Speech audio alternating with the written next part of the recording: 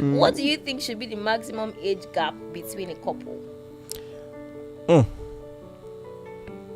That's a difficult question. I feel like the difficulty is not because of any doctrinal limitation, but the reality is that there are practical limitations, and that's what makes it something to really consider. You have to understand that even if it's just a 3-year gap, sometimes it's a lot for two reasons. Number one, just for instance, not because the people I'm about to use as an example should be thinking of marriage or anything.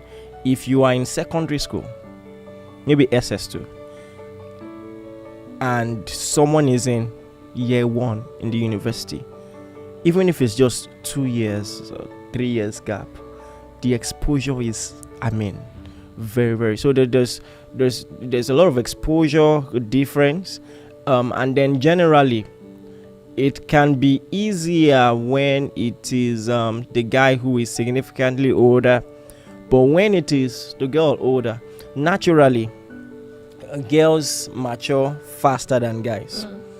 So, like someone brilliantly said, at the age of 5, a girl has already very likely pictured what her wedding would be like, what she will wear, and stuff like that. And a guy is just playing Superman and Batman at that age, And practically, when a guy and a girl graduate same class from the university, the girl is almost ready psychologically for marriage on average, but the guy, it's just like there's this secret pressure that my life is just starting, and that just tells you that there is a huge divide. And that's why even if you are dating your age mate, the guy will have to step up, and take some responsibility. So it's now even a more precarious, somewhat challenging circumstance when she is even older.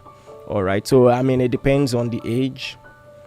Just imagine a 22-year-old guy dating a 28-year-old lady. Maybe he just graduated, she's ready for marriage, and whether you like it or not, even if they don't mind, there's also a biological clock.